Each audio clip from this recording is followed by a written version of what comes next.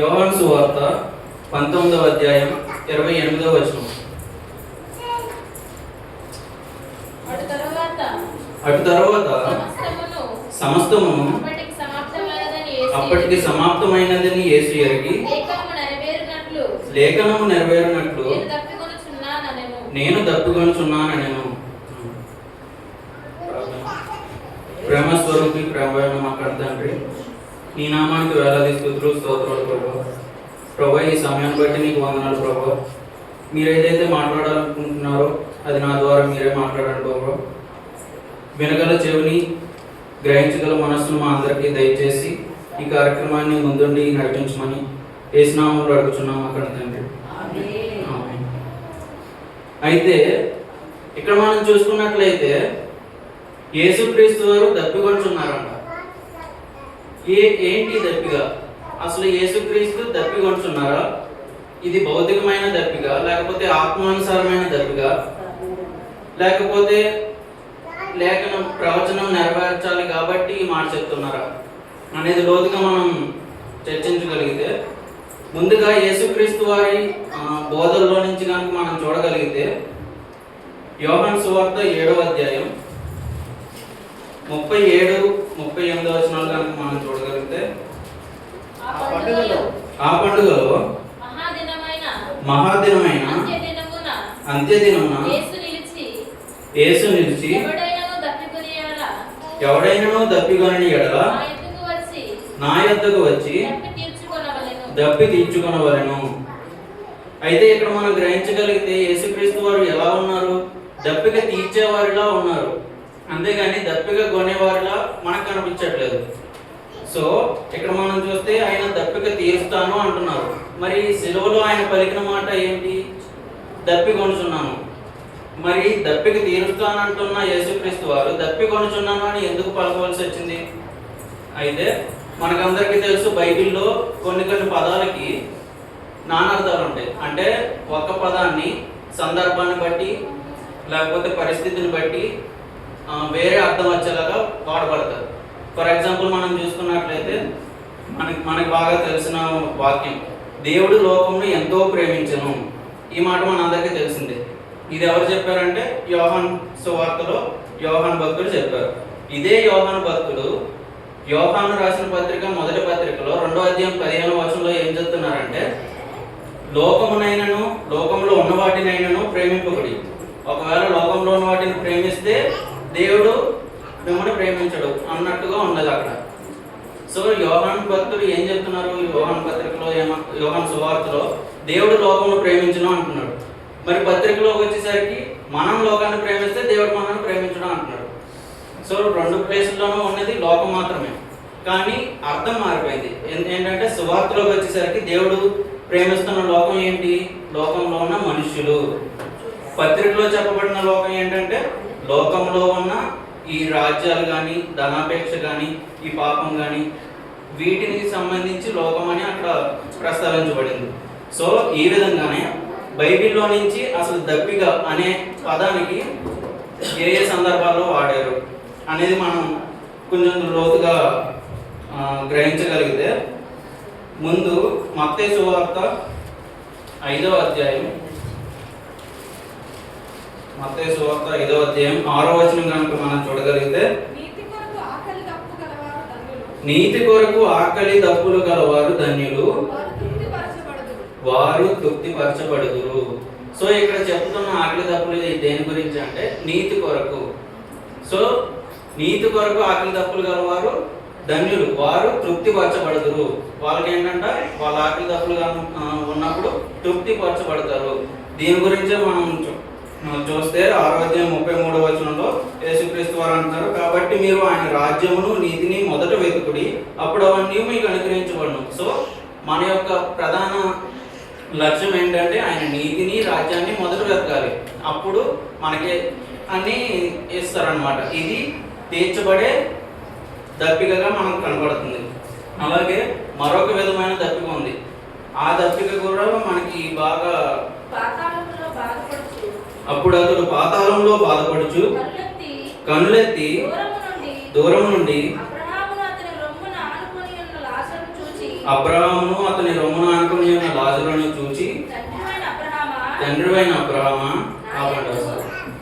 So ఇక్కడ మనం చూడగలిగితే ఈ ధనవంతుడు లాజరు యొక్క స్టోరీ మనందరికీ తెలుసు. ఇక్కడ ధనవంతుడు ఏమంటున్నారు? తండ్రివైన అబ్రహామా అంటున్నారు. ఇది మనం చదవడానికి కొంచెం సింపుల్ గానే ఉంటది, ఎందుకంటే డైరెక్ట్ గా చదివేస్తున్నాం కాబట్టి. కాకపోతే అక్కడ సిచ్యువేషన్ లోకి వెళ్ళి మనం ఆలోచించగలిగితే ధనవంతుడు ఎక్కడ ఉన్నారు? పాతాళంలో ఉన్నారు. సో పాతాళంలో సిచ్యువేషన్ ఎలా ఉందంటే 23లో చెప్తున్నారు, పాతాళంలో బాధపడుచు కింద 24 వచనంలో తండ్రివైన అబ్రహామా నా యందు కనికరపడి తన వ్రేలి కొనను నీళ్ళలో ముంచి నా నాలుకను చల్లార్చుటకు లాజరును పంపుము, నేను ఈ అగ్ని జ్వాలలో యాతన పడుచున్నానని కేకలు వేసి చెప్తాను. సో అక్కడ పాతాళంలో సిచ్యువేషన్ ఎలా ఉందంట? అగ్ని జ్వాలలతో నిండుకొని ఉందంట. సో అక్కడ ఏంటంటే మొత్తం చీకటి, అగ్ని జ్వాలలు, యాతన పడుతున్నాడు. మొత్తం ఎటు చూసినా కష్టమే, శ్రమే ఉంది, యాతనే ఉంది. సో అలాంటి సిచ్యువేషన్ లో ఉన్న ధనవంతుడికి అక్కడెక్కడో దూరంలో ఒక పరదేశం కనిపిస్తుంది. ఆ పరదేశం ఎలా ఉందంటే మెరిసిపోతుంది బాగా. ఆ మెరిసిపోతున్న పరదేశంలో ఎవరున్నారు? అబ్రహాం గారు కనపడ్డారు. అబ్రహాం గారితో పాటు ఆయన రొమ్మున ఆనుకుని ఉన్న లాజరు కూడా కనపడ్డారు. అక్కడ ఎక్కడో కనపడిన ఆ అబ్రహాం గారిని, లాజరు గారిని చూసిన ధనవంతుడు ఏమంటున్నాడు? తండ్రివైన అబ్రహామా అని పిలుస్తున్నారు. అంటే ఇది నార్మల్ గా పిలుస్తున్నట్టు అనిపిస్తుందా మీకు? ఆయన ఎక్కడో ఉన్నారు, ఈయనేమో యాతన పడుతూ ఉన్నాడు. అంటే ఏంటి? బిగ్గరగా కేకలు వేస్తూ పిలుస్తున్నట్టుగా మనకి ఆ సిచ్యువేషన్ లోకి వెళ్తే అర్థమవుతుంది. సో తండ్రివైన అబ్రహామా నా యందు కనికరపడి తన వ్రేలి కొనను. ఇక్కడ మనం చూసుకున్నట్లయితే ధనవంతుడు ఆల్రెడీ యాతన పడుతున్నాడు. అతనికి అక్కడ ఉన్న సిచ్యువేషన్ మొత్తం అర్థమైపోయింది. ఇక్కడ అసలు నీళ్లు ఉండవు, నేను ఇక్కడికి వచ్చాను కాబట్టి చచ్చినట్టు ఇక్కడే యాతన పడుతూ ఉండాలి.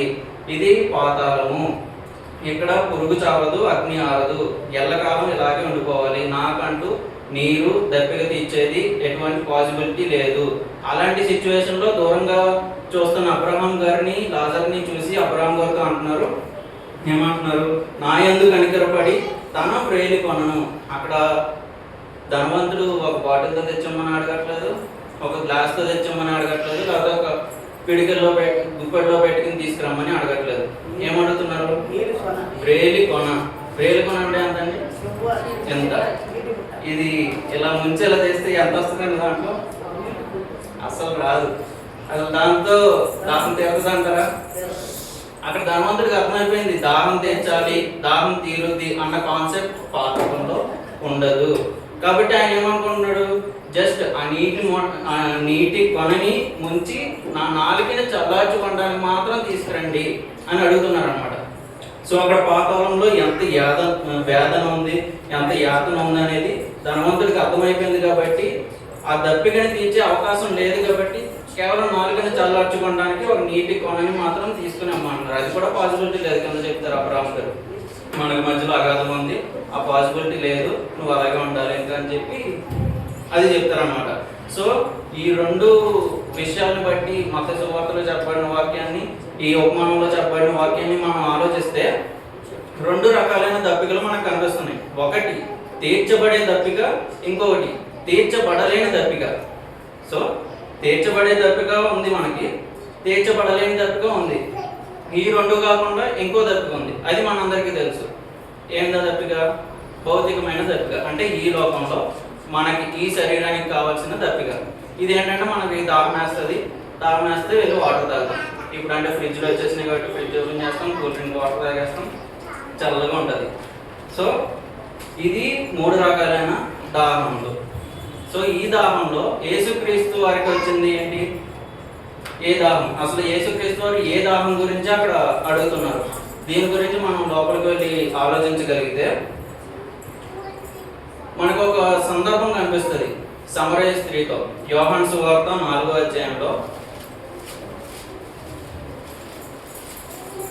యోహాను సువార్త 4వ అధ్యాయం 7వ వచనం.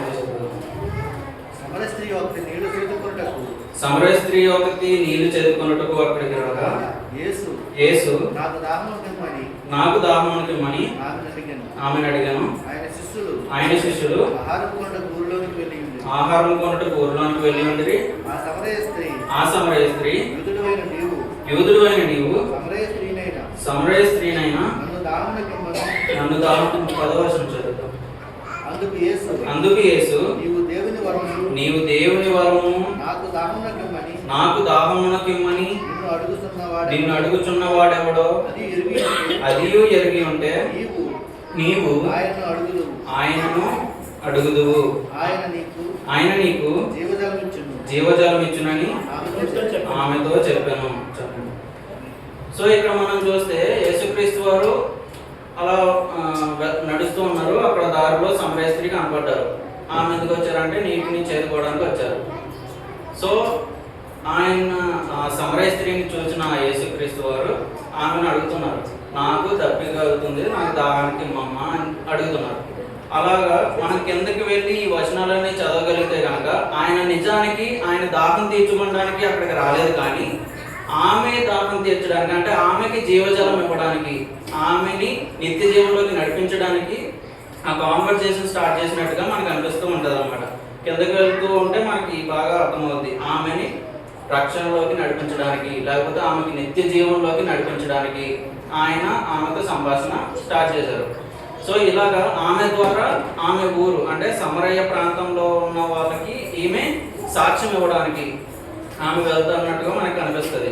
సో లాస్ట్లో మనకి ఇక్కడ చూడగలిగితే 30 నుంచి చదువుకున్నాం. అప్పటికి సమరయ స్త్రీ వెళ్ళిపోయింది. వారు ఊరిలో నుండి బయలుదేరి ఆయన యొద్దకు వచ్చుచుండిరి. ఆలోగా శిష్యులు బోధకుడా భోజనము చేయమని ఆయనను వేడుకొనిరి. అందుకు ఆయన భుజించుటకు మీకు తెలియని ఆహారము నాకు ఉన్నదని వారితో చెప్పగా శిష్యులు ఆయన భుజించుటకు ఎవడైనా ఏమైనాను తెచ్చునేమో అని ఒకడితో ఒకడు చెప్పుకొనిరి. యేసు వారిని చూచి నన్ను పంపిన వాని చిత్తము నెరవేర్చుటయు ఆయన పని తుదముట్టించుటయు నాకు ఆహారమై ఉన్నది. సో ఇక్కడ మనకి ఏమర్థమవుతుంది? ఆయనకున్న ఆకలి దప్పులు ఎటువంటివి అంట? మనుషుల్ని రక్షించడం కొరకు, మనుషుల్ని రక్షించడమే ఆయన యొక్క ప్రధాన లక్ష్యం.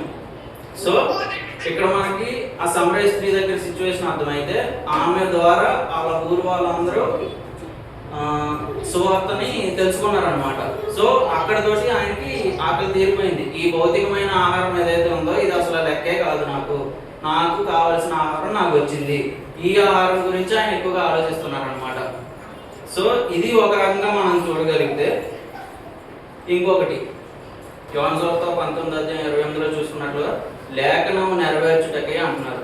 సో ఈ లేఖనం గురించి మనం ఆలోచించగలిగితే అసలు ఈ లేఖనం ఎక్కడ చెప్పబడింది?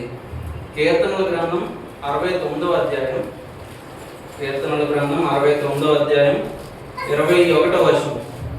వారు చేదును నాకు ఆహారంగా పెట్టిరి, నాకు దప్పి అయినప్పుడు చిరకను త్రాగనిచ్చిరి. సో ఇక్కడ ఏదైతే మనం చూస్తున్నామో నాకు దప్పి అయినప్పుడు చిరకను త్రాగనిచ్చిరి అని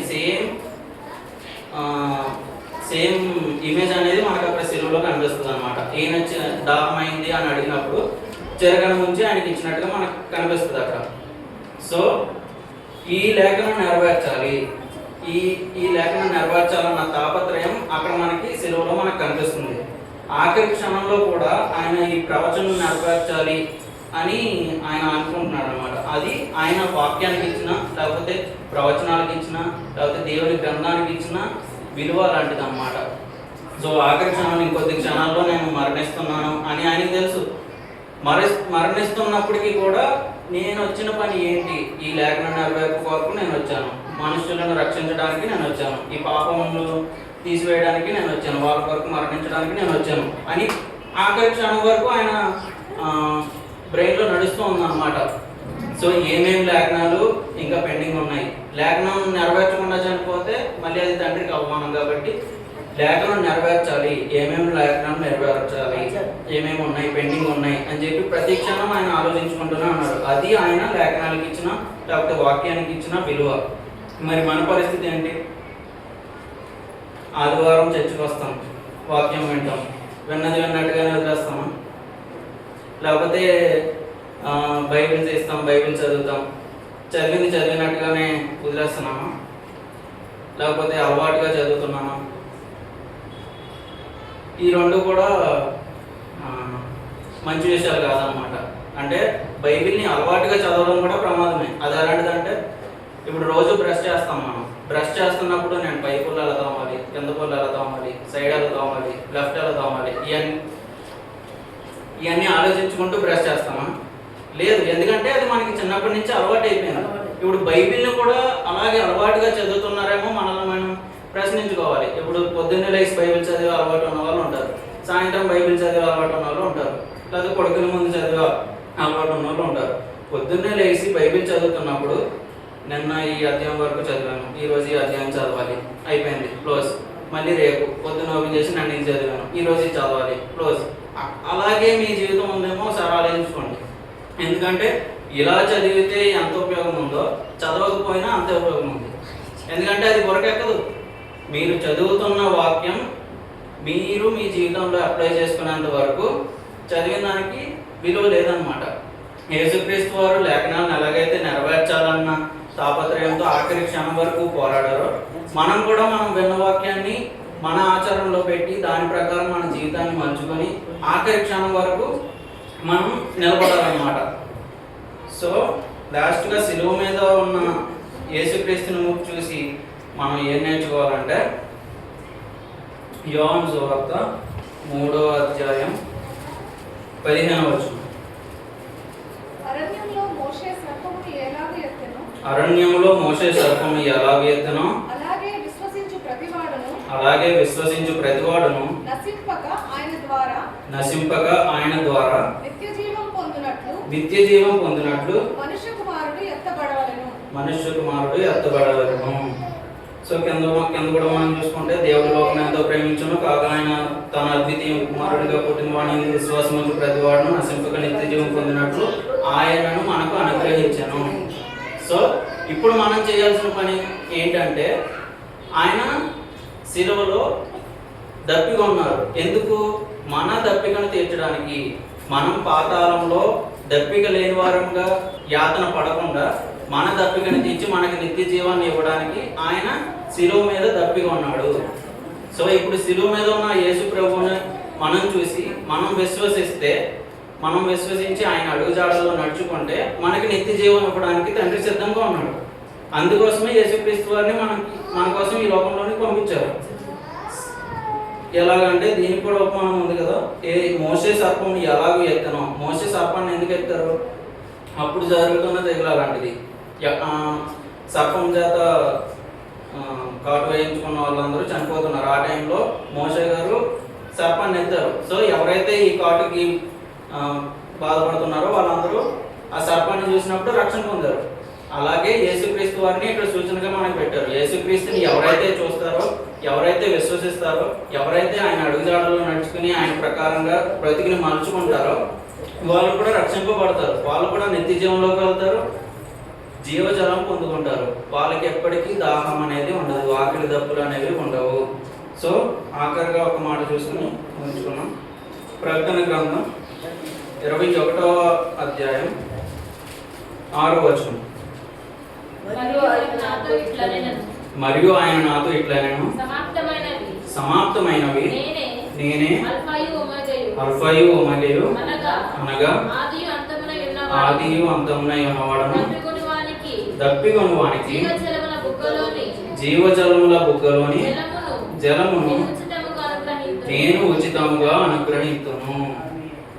ఇక్కడ ఏమంటున్నారంటే, జీవజలము బుగ్గలోని జలమును నేను ఉచితముగా అనుగ్రహించును. దేవుడు మనకు రక్షణను ఎలాగిచ్చారు? ఫ్రీగానే కదా ఇచ్చారు, ఉచితంగానే కదా ఇచ్చారు. లేకపోతే మనం ఏమైనా సెక్యూరిటీ డిపాజిట్ చేసామా, ₹1,00,000 కానీ 2 లక్షలు కానీ, లేకపోతే ఏమైనా మంత్లీ పేమెంట్ కడుతున్నామా రక్షణలో ఉండడానికి? లేదు కదా. దేవుడు మనకి ఎలాగైతే ఫ్రీగా ఈ రక్షణని ఇచ్చాడో మన ఫ్రీగా ఉండడం కన్నా యేసుక్రీస్తు తన ప్రాణాన్ని పణంగా పెట్టి మనల్ని కొనుక్కున్నాడు. నిజం చెప్పాలంటే యేసుక్రీస్తు తన ప్రాణాన్ని పెట్టి మనల్ని కొనుక్కున్నాడు. సో కొనుక్కుని మనకి ఫ్రీగా రక్షణని ఇచ్చారు. ఈ రక్షణ ఫ్రీగా వచ్చింది కదా అని నిర్లక్ష్యం చేసాం అనుకోండి, ధనవంతులాగా యాతన పడాలి.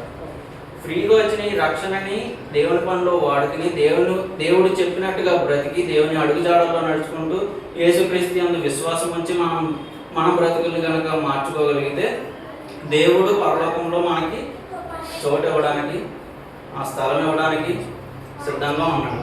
సో ఆఖరిగా నేను చెప్పేది ఏంటంటే, ఫ్రీగా వచ్చిందని నిర్లక్ష్యం చేస్తే ధనవంతుడిలా తీరని దప్పకతో నశించిపోతాం. అదే రక్షణతో దేవుని అడుగుజాడల్లో నడుచుకుంటే దాహమే లేని జీవజలములతో పరమ తండ్రి చెంత సంతోషంగా ఉంటుంది. ఇది దేవుడు యేసుక్రీస్తు ఆయన దప్పికొని మనకి దప్పిక తీర్చిన సందేశం. సో ప్రార్థన చేసుకున్నాం. ప్రేమ స్వరూపి, ప్రేమ మాట్లాడ తండ్రి, ప్రభా ఎంతవరకు మాతో మాట్లాడారు ప్రభా, అందుని బట్టి మేము పంపుతున్నాం. చెప్పిన వాటిలో ఏమైనా లోటుపాట్లు ఉంటే మీరే సరి చేసి విత్తబడిన వాక్యాన్ని మా హృదయంలో ఉంచుకుని దాని ప్రకారంగా మా జీవితాన్ని మలుచుకోవడానికి సహాయం దయచేస్తారని కోరుకుంటూ ఈ చిన్న ప్రార్థన చేసినామని అడుగుతున్నాం.